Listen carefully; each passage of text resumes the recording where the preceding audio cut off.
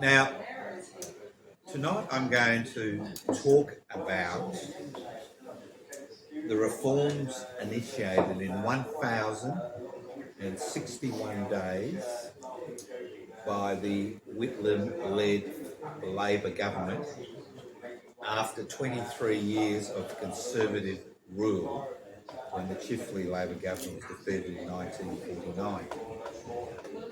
Those of us who are old enough to remember Menzies, Gorton, McMahon, Blackjack, McEwen and the Country Party and the Liberal Party, Vince Gare and the Democratic Labor Party will remember that period between 1949 and 1972 was a period when elections were won on fear.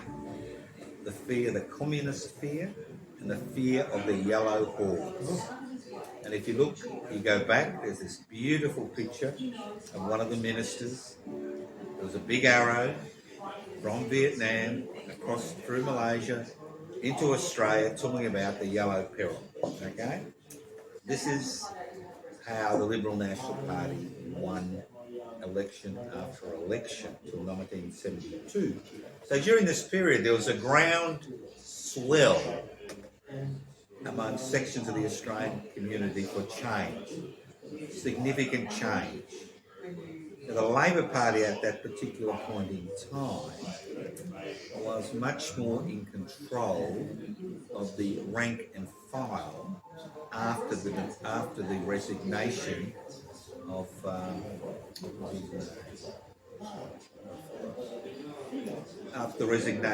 the leader. See, Whitlam became deputy leader in 1960. That's right. Whitlam became deputy leader in 1960. Arthur Caldwell was trounced at the 1966 election, and Whitlam took charge of the Federal Labor Party in 1967. He became leader of the Labor Party. At the 1969 election, the Labor Party came within 4 seats of unseating the Liberal Country Party coalition, because it was a country party at that particular point in time. But there was this ongoing push for change. The trade union movement was ossified, controlled by the authoritarian left to a significant degree. There'd be no change in social security benefits for decades. There was the moratorium and the anti-Vietnam struggle, the anti-conscription struggle, draft resistance. So there was this push for change. And the It's Time campaign in 1972, at the end of 1972, saw the election of a Whitlam-led Labor government which had put forward a reform agenda which to a significant degree had been pushed from below by the rank and file of the Labor Party and people in the extra-parliamentary left. So there was this huge desire for change. When they were elected on the 5th of December 1972, they had a 7-seat majority, but did not have a majority in the Senate. At that particular time, there were only 60 senators, 10 from each state. And I think it was a 31-29 split. 2 of them were Conservative Christian Independents. I remember the Independent from Tasmania. So you've got this push. Now, Lance Bernard, who was the deputy leader in Whitlam, took charge as soon as it was obvious that the Labor Party won the election. And in 2 weeks before Parliament was called, they instituted a number of changes which didn't need parliamentary intervention. They ended conscription, and Lance Barnard, as a defence minister, did it by exempting every Australian from conscription. They released the 7 draft dodgers who were still in prison at that particular point in time. They introduced an interim school commission to look at the public education sector as well as the private education sector. This is within 2 weeks. They set forward diplomatic efforts to recognise China They changed Australia's vote in the United Nations. They supported South Africa and Rhodesia, and they instituted sanctions against South Africa and Rhodesia, and banned, and let's not forget those who are old enough, banned sporting teams which were based on race from entering the country. This was in the first 2 weeks. Within 1973, the Whitlam-led Labor government passed 221 pieces of legislation through Parliament, and many of them through a hostile Senate. Because the Liberal Party, understanding, the Liberal Country Party, understanding there was this push for change, only blocked moves that would have had a major impact on their constituency.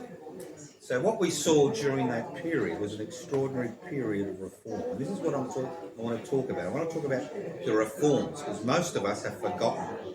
Everybody talks about the dismissal on the 11th of November 1975, but nobody talks about the significant reforms which were made during that period. And there were many, many, many significant reforms. And let's not forget that because the Senate continued to block legislation, there was a double dissolution election in 1974, which the Labor Party won 5 seats and once again fell one seat short of a majority in the Senate. So there's this constant push for change. And the push for change came from below, not just from the Labor Party branches, from extra-parliamentary radical activists who've taken to the streets and were making significant demands in many areas. So here's a list of reforms. You'll find this. I found many of them I wasn't even aware of. The first Racial Discrimination Act in Australia's history was introduced and passed. The first Sexual Discrimination Act introduced into Parliament and passed. We saw the first land rights legislation pushed through Parliament and passed. Then we saw, in 1973, those of you who are old enough, was the oil crisis in the West. And what happened is oil prices went up extremely high, inflation increased, wages increased to keep up with inflation, and the Labor Party was under pressure to reduce its reform agenda, because its agenda was based on redistribution of wealth. Not the creation of wealth, but the redistribution of wealth. Now, they had a hostile Senate, a Conservative New South Wales government to deal with, the Bjelke-Petersen government in Queensland, a hostile Victorian Conservative government in West Australia. But I think Don Dunstan was in charge in South Australia at that particular point in time. So they had a hostile Senate, hostile state government. So how did they go about, in a hostile Senate, how did they go about the reforms? They bypassed the states. Now you may find this hard to believe, but there were sections of Melbourne and Sydney and Brisbane that didn't even have sewerage. And we're talking about the CBD. There was infrastructure had fallen into disrepair, into the poorer suburbs, because the Conservative governments over 23 years provided no money for infrastructure in the poorer suburbs. The public education system was on its knees. The public health system didn't exist. Apart from Queensland, every other state charged people for access to the public hospital system. So they bypassed the state governments and gave grants, specific grants to local government. They gave specific grants for the construction of roads, sewerage, flood mitigation, pavements, believe it or not. All this. And at the same time, they wanted to break the stranglehold the states had on local government, because local government were creatures of state government. So what they did is they held a referendum which would have given local government constitutional authority, because the local government isn't mentioned in the Constitution. And what did the Australian people do? They defeated that referendum. So when Kennett came into power, he could just amalgamate what he liked. and you can do whatever you like, as we've seen now for current government and building regulations, because local governments are creatures of state governments, and the referendum may held fail. Now, you may find this hard to believe. They were responsible for making Albury Wodonga a growth centre. They provided money to Albury Wodonga to make it into a growth centre. And those of you who used to catch a train in the early 70s would remember you get off at the bloody border because each state had different gauges. So they provided money to have a uniform gauge for trains around Australia, as well as money for national highways, arterial roads. Now, people think of the Labor government, the Whitlam-led Labor government, as an enemy of the agricultural sector. During those 3 years, agricultural profits increased by 300% for two reasons. They grossly reduced tariffs on agricultural machinery, so it was much cheaper to buy machinery and industrialise the agricultural sector, and at the same time, by forming new associations with countries like China, they increased the capacity of the private agricultural sector to increase profits by creating new markets for agricultural products. At the same time, they created regional growth centres, regional health centres, and many other changes in the regional centres. Now, I'm going to try to break this up into segments because there's so much it's hard to believe. Let's look at health. Now, I remember the debates regarding the introduction of a universal health insurance scheme. That's all Medibank was, and that's all Medicare is. It's a universal health insurance scheme which gives people access to the private sector as well as the public hospital sector. Every doctors' organisation in this country campaigned against it. They said it was the end of private medicine, that it was the end of humanity. It was just not socialism gone mad. And the Senate blocked the introduction of Medibank in 1973.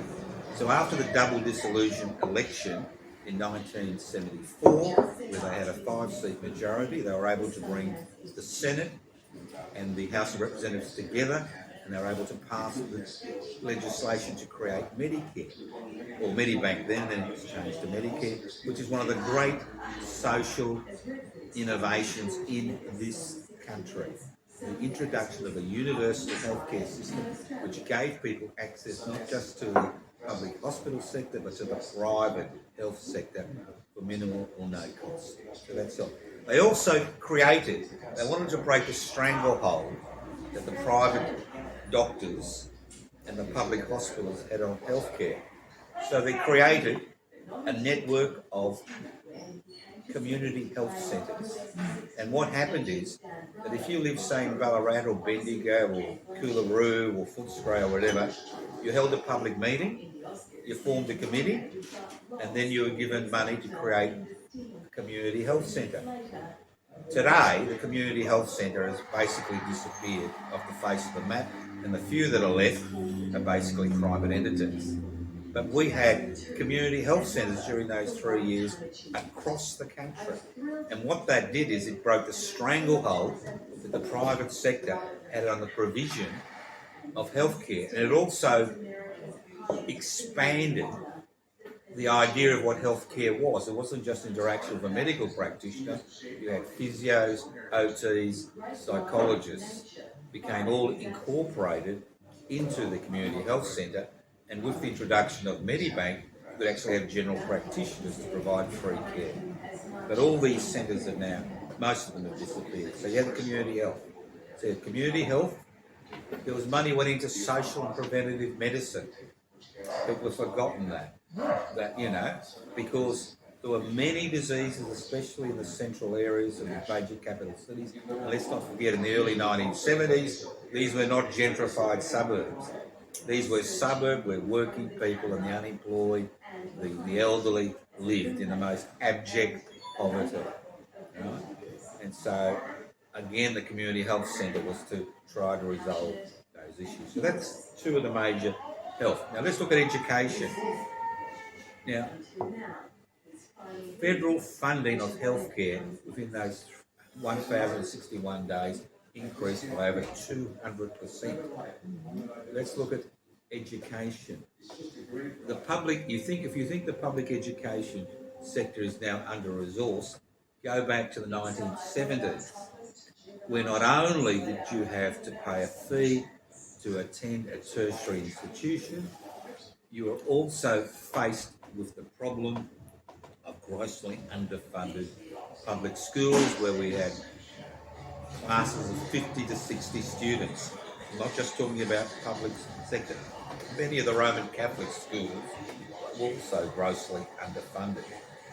So they created a schools commission which gave recommendations regarding changes to the sector, and federal funding to education, public education, increased by 300%. This is in 1,061 days, and funding for the private sector, especially the Roman Catholic sector, increased by 200%. So yeah, tertiary education was made free. You no longer had to rely on the Commonwealth scholarship to access tertiary education, and I think there's a few of us here who benefited from those changes. At the same time, they created the first technical colleges around the country to provide a mechanism by which people who didn't want to go to university could actually learn a trade outside becoming an apprentice to some person who's going to exploit your labour the next 3 to 4 years. At the same time, they set up a trade union school, because they were quite concerned about the fact that the trade union had become hostile, that it was controlled by the authoritarian left to a significant degree, and through changes they handed control of trade unions back to the rank and file. And that's why during the 1970s, early 1970s, you had rank and file trade union groups, which were created within the trade unions to actually introduce some type of democracy. And if you look at the metal workers union at that particular point in time, that was a very, very radical union because of the rank and file activity. The same went for the Sydney branch of the Builders Labourers Federation, not the Victorian branch, which we tend to romanticise, which was basically a Maoist authoritarian stranglehold. And I remember being involved in situations where some of our members were physically threatened on building sites. They were going to be thrown off building sites in the city because they wanted rank and file control of the union. So that's the changes in the union, changes in education. The greatest changes, even greater than Medicare in my opinion, were the changes to the social security system. In 1949, through a referendum through the Chifley government, post-war, the Australian people passed a resolution which allowed the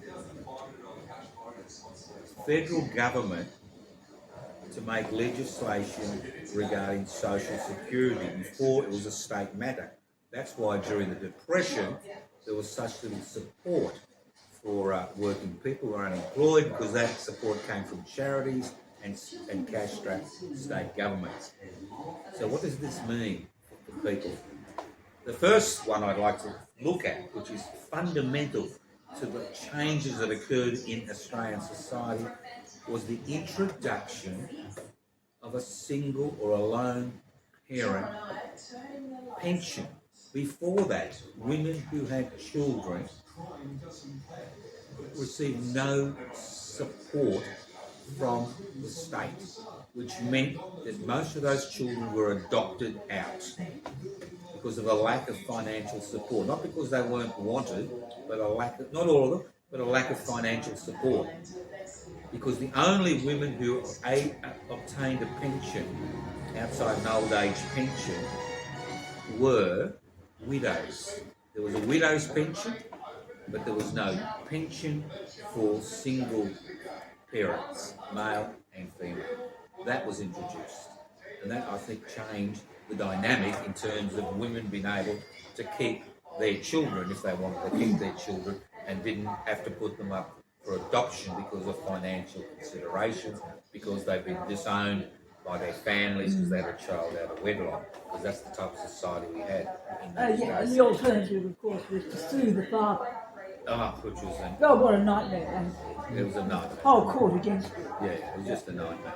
Yeah. At the same time, they introduced legislation for equal pay, which was passed.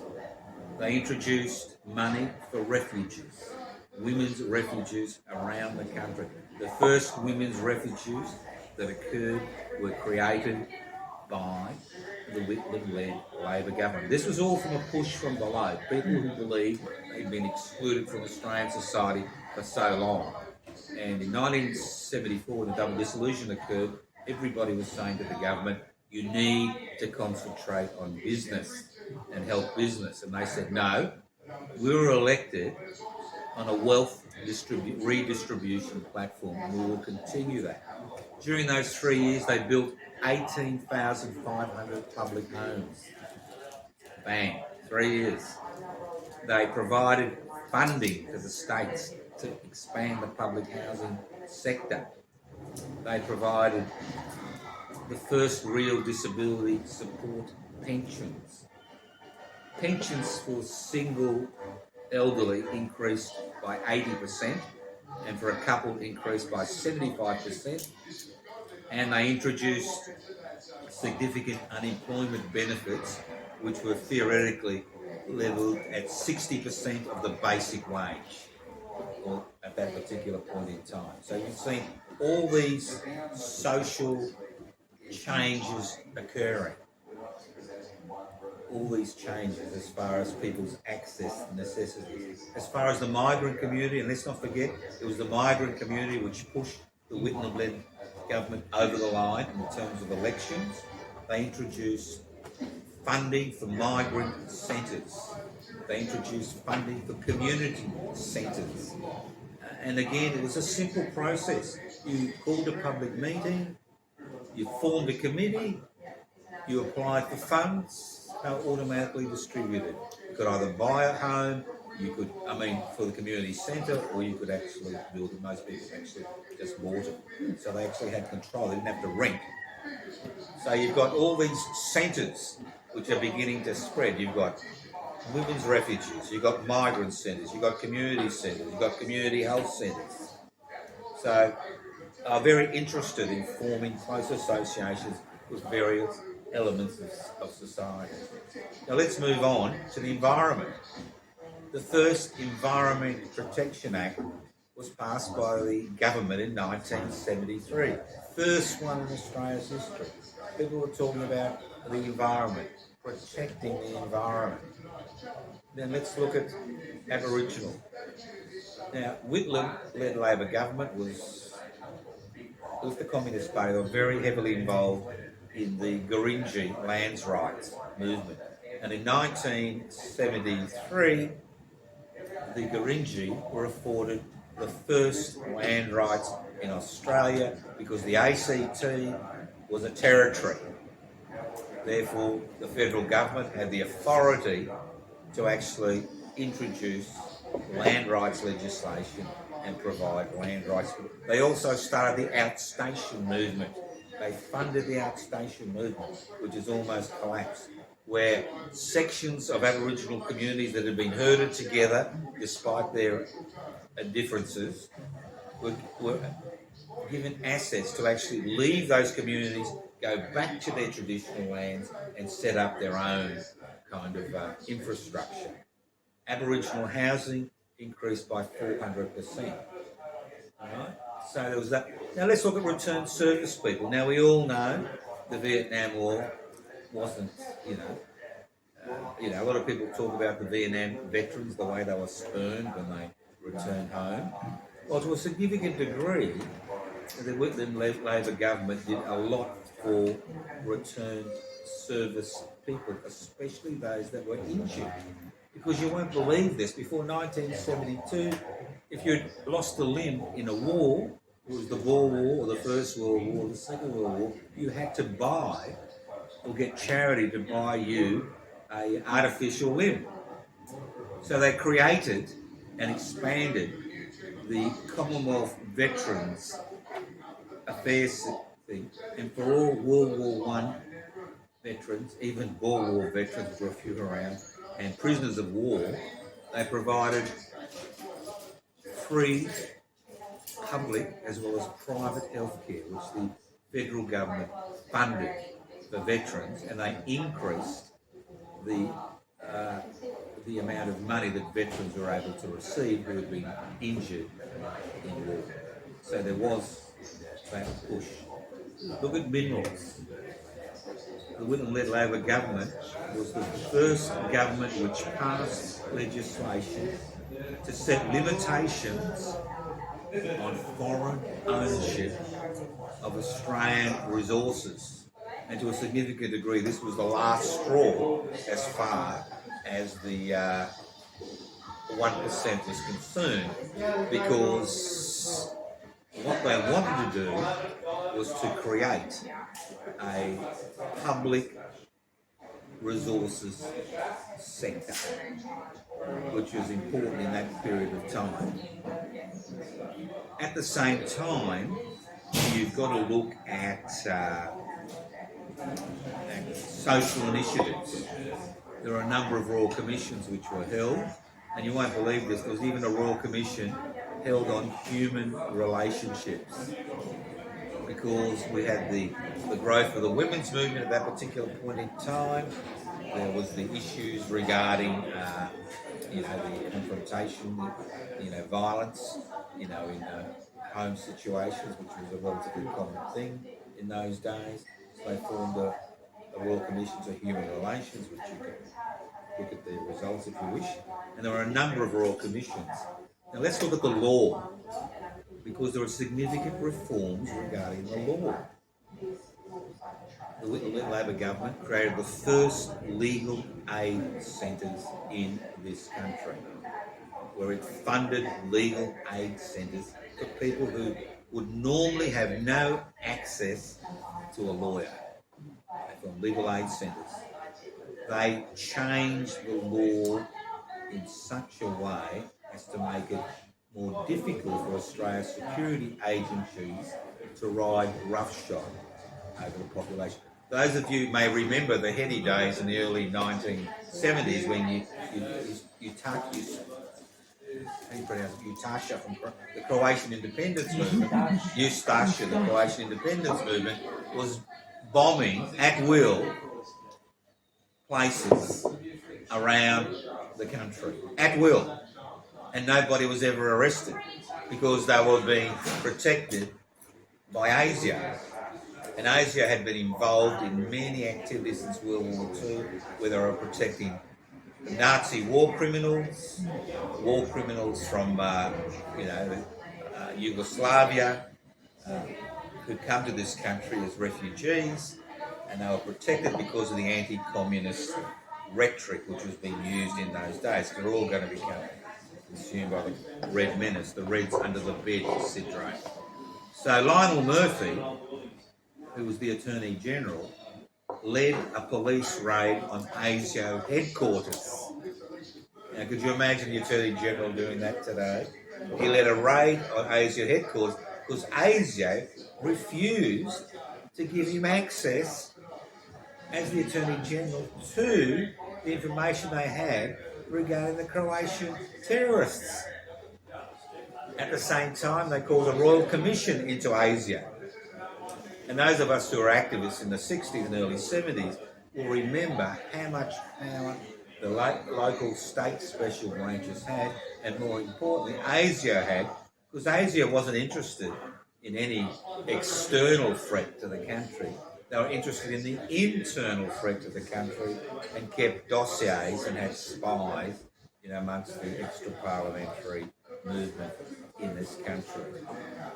We saw changes in legislation which assisted to a significant degree ordinary people. But the raid on Asia and the Royal Commission, I think, really highlighted that. Now let's look at the social order. You may find this hard to believe, but before 1972, if you were in the Queen's Honours List or the King's Birthdays Honour List, you became a Sir or a Dane.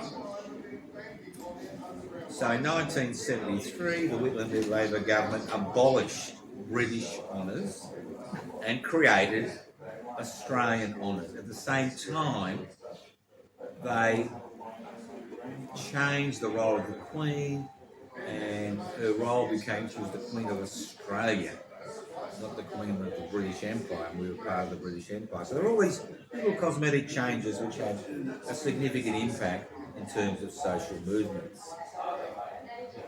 Now, and then there was the friction between Australia and the United States of America, which was conducting the Vietnam War, and moved through, moved through all the troops. Most of them had been withdrawn by McMahon.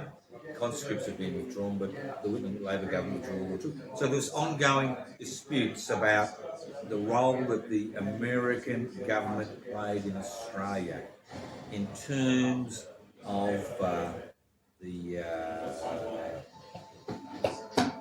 help me out. The bases, the military bases, Pine Gap and the military bases that were here, and the fact that even the Prime Minister couldn't enter Pine Gap. He was refused entry to Pine Gap because it was seen as American territory. So there was increasing friction between the United States government and the Australian government. Now let's move on. So there's these social changes as well as these cultural changes. Now there were huge cultural changes.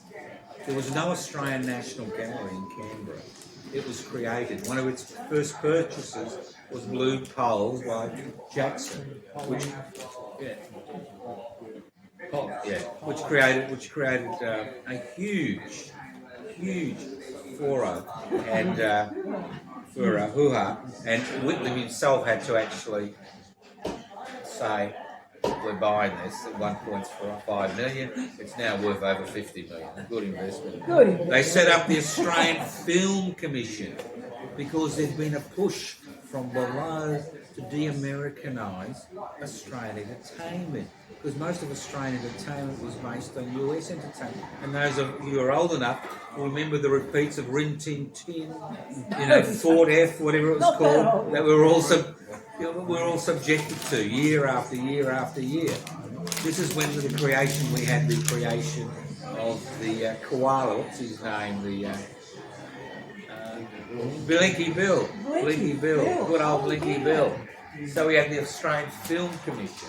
We had excess money provided for the Australian Symphony Orchestra and the state-based Symphony Orchestra. We had people, the Australian Film Commission was given money to create films which were relevant about Australia. There was no money for that in the private sector. At the same time, you've got to remember that at that particular time, the Murdoch media dominated discussion in this country about everything. And obviously, everything they did was wrong. And if you watch the Murdoch media today, the Whitlam Labor government was the worst government Australia has ever had. Not the best. But, so what did they do to break the monopoly of the Murdoch media? They created community radios. Stations like 3CR, 4ZZZ in Brisbane, they had community licences were given to them to create the ability to provide a different analysis of news that was being pumped out by the Murdoch media on a regular basis. Regular basis. And the ABC. And the ABC. Well, it was increased funding to the ABC. SBS. Yeah. Now let's look at, I'll look at the dismissal in a minute, but let's look at the negatives. Because there were a few negatives. Yeah. And, when you've got a team of ministers, there were 27 ministers, there's always duds. And one of the duds who created a lot of problems for the Whitlam Labor government was Rex Connor, the Minister for Minerals, and the Kalami loan disaster. Well, what they were trying to do, and what people didn't understand, is they were trying to raise money on the open market to create publicly owned resource extraction industries. I didn't get the loans because of the way he went about it, which was like $2 billion. It was $4 billion. It's a bit like going to the pub, and say, "Hey mate, you know somebody who can lend me $4 billion? Yeah, Kamali down the road, he's all right." You find out he's a fraudster. Then we had the fiasco with Jim Cairns and his secretary, Madame Morosa. That ran for weeks. It went forever. Forever in the Murdoch media. Forever. Never. Then we had an increase in inflation, but again, that was mainly due to the oil prices. But people say it was due to the redistribution of wealth. Wages increased by 34% during that 3-year period. I haven't come to the federal thing yet. Because, see, Whitlam-led Labor government, they understood that if they're going to push these reforms, they need to set a benchmark regarding wages and conditions for federal public servants. Because it's the federal public servants that are going to make this a reality. And you've got to remember, you've got 23 years of conservative public servants who've been appointed in the upper echelons because of their political pedigree. They were conservatives. So they had to undermine the power of the bureaucratic mandarins. And the way they did it was they increased wages for public servants. They introduced 4 weeks paid leave, 6 weeks maternity leave for women, 1 week maternity leave for men, 17.5% leave loading. You know what? You don't get leave loading in a lot of places these days. Yeah, but you do. Yeah. Leave loading was the ability. See, when you went on, you got your leave in the good old days, you went nowhere because you had no extra money. You just had enough money to pay your rent and pay the bills. So you hung around home watching TV and drinking piss. Right. So they gave you a 7.5% leave loading, which meant you had holiday pay. Holidays. Then you had penalty rates. They reduced the time the federal public servants had to wait for long service leave from 15 years to 10 years. Now this was a strategy to push the private sector to follow the lead that occurred in the Commonwealth public servants, because at that stage over 50-60% of Australians were in trade unions. They said, how come they've got that and we haven't got it? And they started struggling for those gains, and they were hoping they would flow into the private sector. Now, you've got to remember, all this happened in 1,061 days. At the end of that second period, when they were re-elected in 1974 for double dissolution, they were dismissed on the 11th of November 1975. Now, there are many theories about why they were dismissed, but the fact is, irrespective of the theories, they were dismissed because of their progressive and, in some cases, radical program. For example, remember Charlie Perkins, radical Aboriginal. They set up the first Aboriginal Affairs Department in the history of Australia. Who led they put a radical, Charlie Perkins, in charge of Aboriginal affairs. So they weren't frightened to put radicals into positions of authority, into institutions they had created. So the dilemma is, when you live through a period of profound change, you don't realise you've gone through profound change until you're faced with the alternative. And since 75, we have been faced by a series of governments, both Conservative and so-called Labor, that are not interested in wealth redistribution. It's about maintaining the status quo and maintaining the 1% that own the means of production, distribution, exchange of communication, and creating an investment economy where ordinary Australians, through superannuation contributions, are incorporated into the system. It's the superannuation which keeps them in that system. So most of the changes that have occurred that have been radical in nature in terms of deregulation and privatisation and globalisation and corporatisation occurred with the election of the Keating Labor government, which floated the Australian dollar and privatised most of the important assets that we had, like the Commonwealth Bank, Qantas, and the list goes on and on. Energy, the list goes on and on. I won't bore you with that. So what I'm saying is, if you compare, and this is a good time to compare the Whitlam-led Labor government and their wealth redistribution agenda, and the Albanese-led Labor government and what they've done, because both of them have been in power for around 1,000 days. The Whitlam-led Labor government introduced all these reforms, although they didn't have a majority in the Senate. They went to a double dissolution election and won that election. They were finally, in many people's eyes, illegally dismissed, right, on the 11th of November 1975.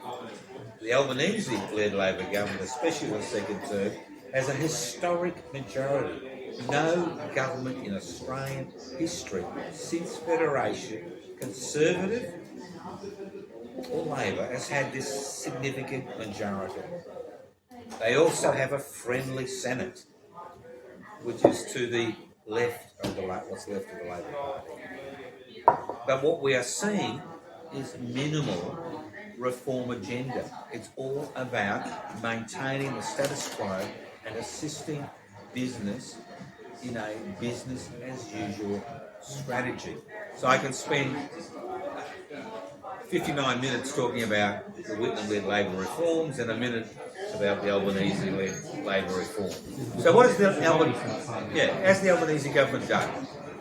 It pays the increase in wages for the aged care sector. Could you imagine that? We, the taxpayer, is paying to employ people in the aged care sector so private corporations can make an increased profits. Extraordinary. Extraordinary. And it's the same now with the early childhood development sector, which has been corporatised, and they're going to increase wages are going to be paid by the Australian taxpayer. And the fact is that today, we never ask for a position on the board. If you're a private company and you provided capital to another company, you would automatically get a position on the board depending on how much capital you provided for that company. We don't ask for anything in return. So, and what's the difference? The difference is us.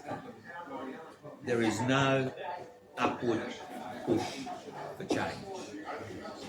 No upward push for economic redistribution. No wonder people on unemployment benefits continue to receive benefits under the poverty line.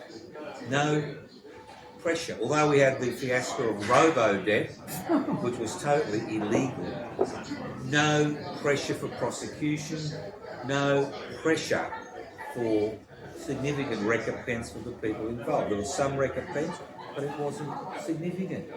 The only upward pressure currently from the population is the anti-migration struggles, where people see the migrant as the enemy, and especially if it's somebody who you can identify because they wear funny clothes, or got a different coloured skin, or wear a different language.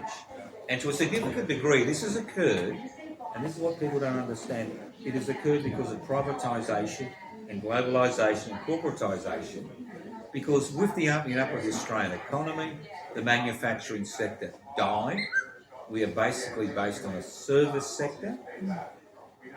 And what we've done in order to maintain economic growth, in inverted commas, is through a migration Ponzi scheme where you bring in migrants to increase the population, to maintain economic output. No wonder the Victorian Premier is in China wanting more Chinese students to privately pay for substandard education. So what's happened is, what people see is they feel and they know that they are being pushed out of employment by people who are coming here legally on contracts, some offered permanent residence, in order to put a downward pressure on wages and to destroy what's left of the trade union movement. And what we've seen since the opening up of the economy is the total destruction of the trade union movement. 10% of Australian workers in trade unions. 10%. Most of them, at least 60%, are in the public sector. But what we see, we've now got a government which has got a magnificent majority, but there is no push from below for change. The push is to go backwards, to go back to the White Australia policy, to go back to expelling people, to go back to treating fellow citizens and residents as the enemy, when ultimately... Going back to the carers in the wage increase. Yeah. So taxpayers just paying the Increase, I don't think anybody knows. Well, it was public numbers. And this is what happens. See, what happens is, we've reached a stage in human history with the development of the World Wide Web is that facts are no longer relevant. You know, I had an email about the last presentation that it was a good presentation, that it was boring. You know, what am I supposed to do it naked? Do a song and dance act? I mean, facts are facts are fact. Thank you. I agree. I mean, this. Oh my God, you'd see nothing my stomach would. So I'll be all right. But facts are no longer relevant. They're fake news. It's irrelevant. So what people do. That's what I call a beer. What people... I just thought it was for individual consumption. So what people do now is they just write on a belief system. For example, the climate emergency report, which came out 48 hours ago, ho-hum, it doesn't matter, it's not real, all the scientists are bullshit, blah, blah, blah. So we reverted back to the 18th century, where a belief system is what carries through. But the trouble is, nature doesn't care. No, I don't want It doesn't care. Yeah. So all I'm saying is, there's no change because there's no pressure on the government. There are no significant protests. I mean, there are protests regarding Palestine. There are protests regarding racism. But there are no protests. There are no strikes, because strikes are now illegal outside enterprise bargaining agreement period. Even opposition, as far as the climate emergency is concerned, people have been legislated in such a manner that means automatic prison sentences for things like just locking yourself onto a tractor. So, but there's no push. There's no push. No push from below for change. No push. So I'll end it on that thing. So the difference was between 72 and 2025, although there's Labor governments at both ends of the 50-year spectrum, the difference is there was a huge push for change. There is minimal push for change. It's about the other. It's not about moving forward as one nation, not as a divided nation. So, questions? Really? Oh, come on, don't look so bored. Comment? No. Comment. Shoot. There was one thing I brought in that you missed out. It's this. Look at that. Community youth support system. Oh, yeah. Bloody young people. And we had a Commonwealth Employment Service. No, Sorry? Sorry? No fault of divorce. I forgot that the most important thing. And the legal Commonwealth thing. Employment Service is pretty important. Yeah. We saw the privatisation of that. No fault divorce. That is a disaster. See, what happened with that, that's an interesting, the no-fault divorce thing. People think it was in legislation. No. Lionel Murphy was the Attorney General. He said, how are we going to get this through Parliament? And his bureaucrats said, you don't need to go through Parliament. You're the Attorney General. You can just create the no-fault divorce, which was the first time in Australia. Sign the regulation. Yeah, like they did when they were originally elected. Sign the regulations. That was the first place in the world, first time in the world that there'd been a no-fault divorce. And that allowed tens of thousands of Australians who were separated, who couldn't get a divorce, couldn't remarry, who had children out of wedlock, which was a huge problem, to actually, after 12 months separation, divorce and get on with their lives. I mean, not all human relationships are made in heaven. Many of them are made in hell. Yes. And women were, mainly women, were left in a difficult situation for decades. A lot of men too, I think. Yeah, men became bigamists. You married 2 or 3 women, No, even Men. people who were stuck in rotten relationships. Exactly. No fault That's divorce. not good. Thank you, Paul. Still cornerstone.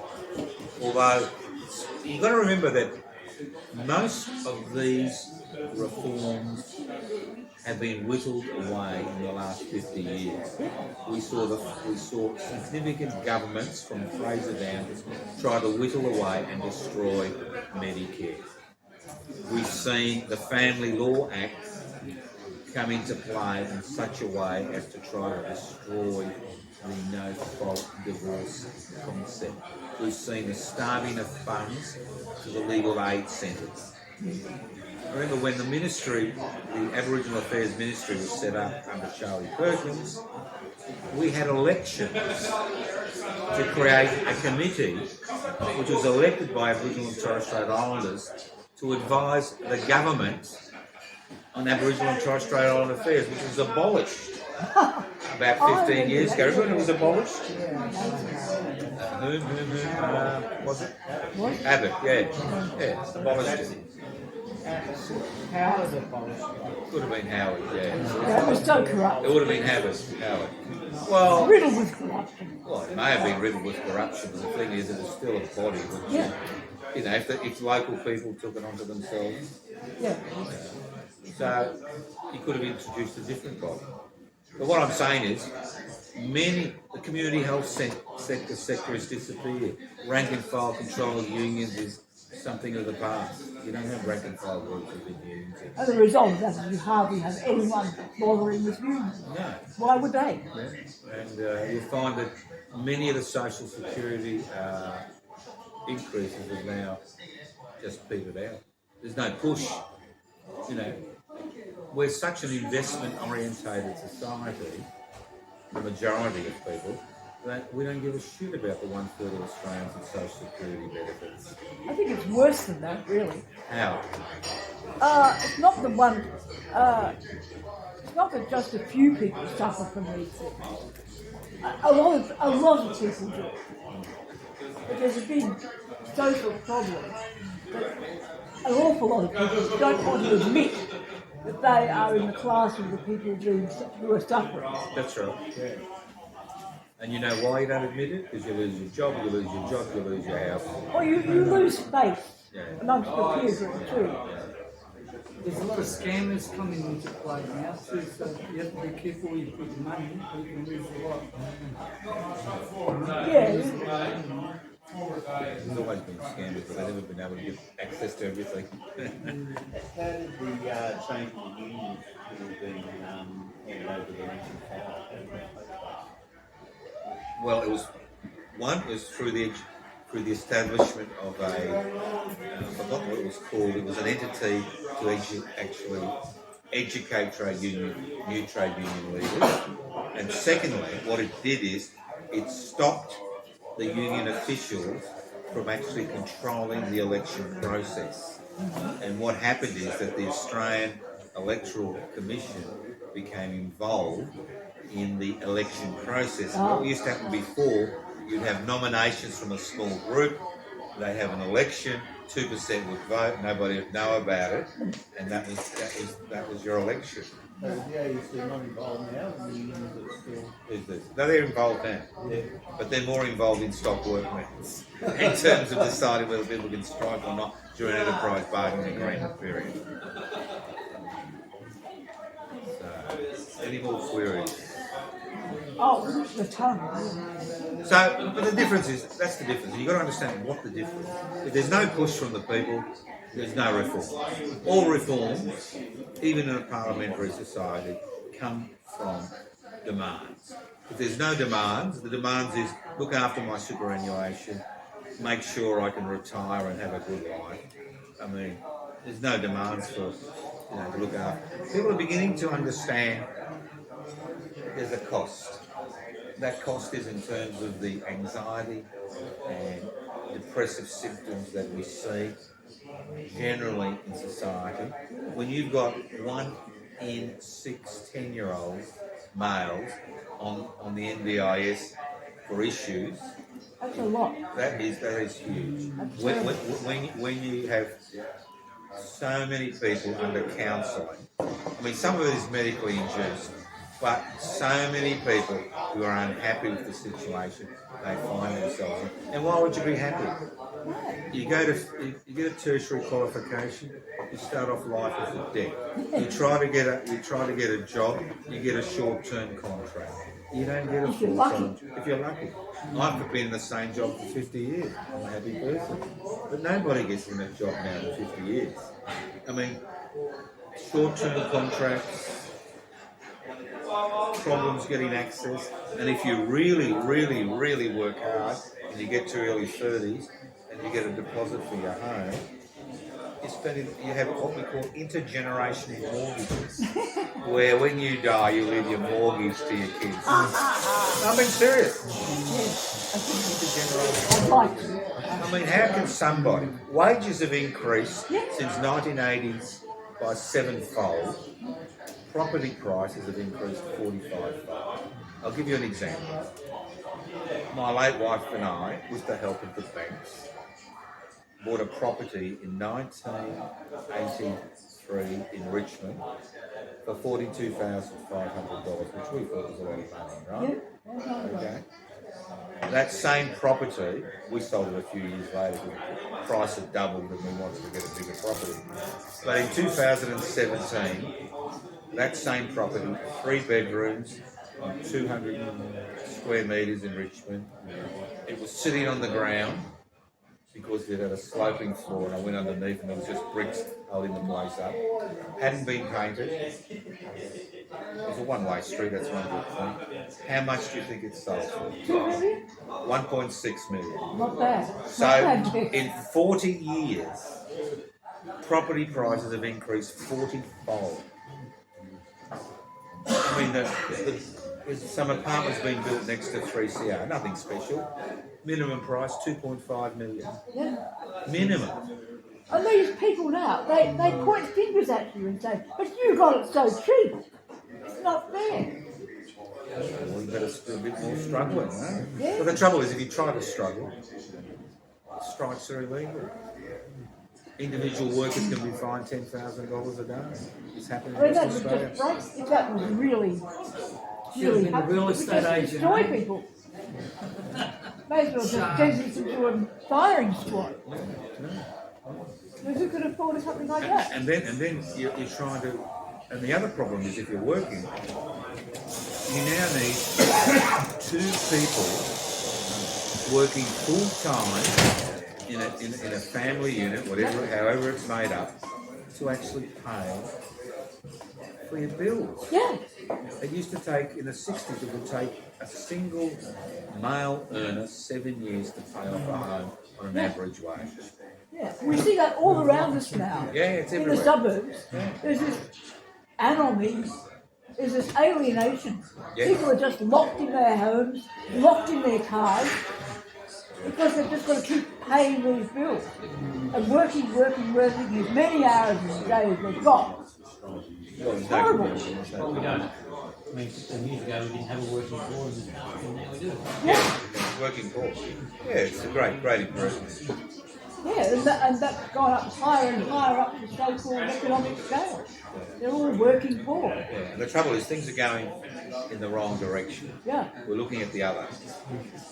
Ordinary people are looking at the other. You know? Not just the African teenager. They don't care about them fooling themselves. They're looking at the other. Anybody is different. And it makes sense because if you are on a normal wage, you've got no tertiary education, you're not in the construction industry, you're in the service industry, your wages are pretty miserable. You'd be lucky to take home $1,200 a week. Very lucky. Yeah, and then they take tax out of that. And how can you service a mortgage on $1,200 a week? Or 500,000, 600,000, or rent. So things have changed over the last 50 years, and they've changed because we, as a people, have allowed it to occur. We It's not as didn't if demand enough in the first place. So the reforms of the Whitlam era, good as they were, they didn't go far enough. And there were two big mistakes they made. One of them was not to take on the private schools. Have you regulated real estate agents? No, because they're after a buck too. But they raise the price. Well, private schools engine room of business, aren't they? Yeah. But real estate agents put the prices even higher. Yeah, but see, yeah. It's it's going. They don't deserve to be doing any grants for anything. They're rolling in wealth. Yeah. No, the people pushed it. The people pushed it. Yes, it came from below. Rank and file branches of the Labor Party had real people in them, not career bureaucrats. Yeah. People wanted change. No ordinary people on the streets. No, people They didn't want wanted to change. finance Wesley College. Yeah, but No one. yeah, but people were in a very difficult situation. If you lived in a poorer suburb, you had nothing. You didn't even have sewage in Collingwood in '72. You didn't have sewage in parts of Collingwood. You just had the slums reclamation programs where they built the housing commission towers. Horrible places. If you Horrible place. If you look at And the now people are images. fighting to keep them. So what I'm saying is, there was that. I lived during that period. Well, maybe I don't know what you were doing, but we were out in the streets. We were involved in protests. We wanted a change in the health sector. We wanted universal health care. And whether you're extra parliamentary or part of the Labor Party, it didn't matter. It was there. There was that push, pent-up push for change. And it will come. But hopefully it moves from the anti-migration sector to people understanding that they've all got the same common oppressor. And they've now taken over the parliamentary agenda. Because That worries me a bit, the whole anti-immigration beat up. Because I wonder where it's coming from. well, it's coming from divided nation. I don't know whether I'm not sure. That's been their policy for years. Maybe their policy, but it's not our policy. Liberal Party policy, When the Liberal Party, when Dutton's one policy. nation come along, Yeah. Howard moved to the right. Yeah. To swallow her up. But it Guess comes what? from on top. Guess why Not one from nation the is bottom. Guess why one nation is so powerful at the minute? Because the Liberal Party, Dutton did what Howard never did. Because Howard understood that the thank you. Thank you. Yeah. It's, Howard understood that the One Nation was the Liberal Party's DLP. Right? He understood that. And they put One Nation last on their preference sheet. At this election, One Nation was first. Liberal Party preference one nation second. And the electorate I stood in Flanders, there were 7 people, right? The Labor Party preference me 5. That's how it works. The Liberal Party actually preferenced me 3rd after One Nation before Clive Palmer, and the Clive Palmer candidate was livid. You know? But what I'm saying is, in electorates where it mattered, the One Nation vote grew. And the Liberal Party didn't get the seats they thought they would get by preference in One Nation.